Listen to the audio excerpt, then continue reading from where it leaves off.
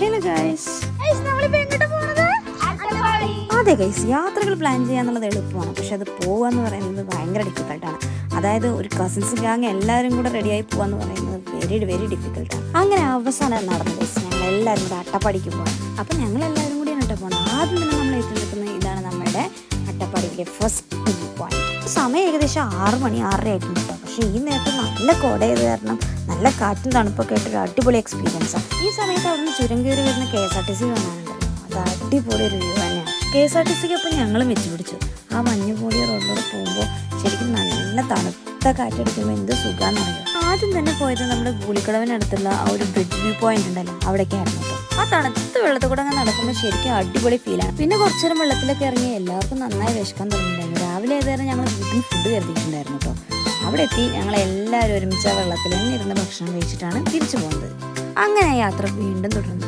കോടയും മലകളും മരങ്ങളും ഒക്കെ നിറഞ്ഞ അട്ടപ്പാടിയുടെ സൗന്ദര്യം അടിപൊളിയാണ് കേട്ടോ. എല്ലാം എക്സ്പീരിയൻസ് ചെയ്ത് ഇങ്ങനെ പോകുമ്പോൾ നമുക്ക് അവിടെ നിന്ന് നോക്കുമ്പോൾ തന്നെ കാറ്റാടിപ്പാടങ്ങൾ കാണാൻ പറ്റും.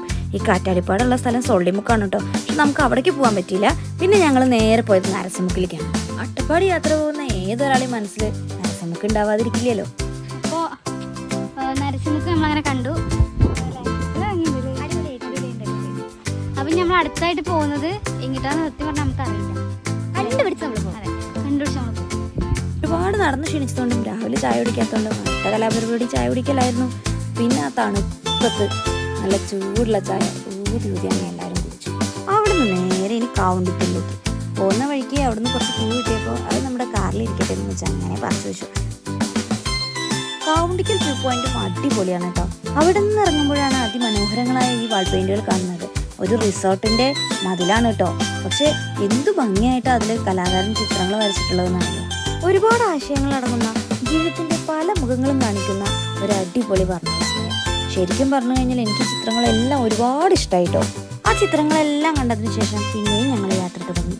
പലപ്പോഴും യാത്രകൾ പോകുമ്പോൾ വണ്ടിയിലിരിക്കുന്ന സമയമായിരിക്കും ഏറ്റവും ബുദ്ധിമുട്ടായി തോന്നുന്നത്. പക്ഷെ അട്ടപ്പാടിയിൽ അങ്ങനെയൊന്നുമല്ല. ഇതുപോലത്തെ ശിവക്ഷേത്രം, പിന്നെ ഇതാ ഇതുപോലെ ഒരു അമ്മയും കുഞ്ഞും, ഇതൊക്കെ തന്നെ പോലെ യാത്രയിലെ ബോറടി മാറ്റം. പിന്നെ ഞങ്ങൾ പോയതൊരു ഹിഡൻ സ്പോട്ടിലേക്കാട്ടോ, വിസ്പറിംഗ് ഹിൽസ്. പേര് പോലെ തന്നെ ഒരു അടിപൊളി സ്പേസ് ആട്ടോ അത്. അങ്ങനെ അട്ടപ്പാടിയുടെ യാത്ര പറഞ്ഞിറങ്ങി നേരെ പോയതിന് വെല്ലം ഇക്കോട്ടോ ബസ്സിലേക്കാണ്. ഇതും ഒരു അടിപൊളി വ്യൂ പോയിന്റ് ആണ്. അങ്ങനെ ഞങ്ങൾ കാത്തിരുന്ന യാത്ര യാഥാർത്ഥ്യമായി. അപ്പോൾ അടുത്ത വീഡിയോയുമായി കാണുന്നവരെ ബൈ.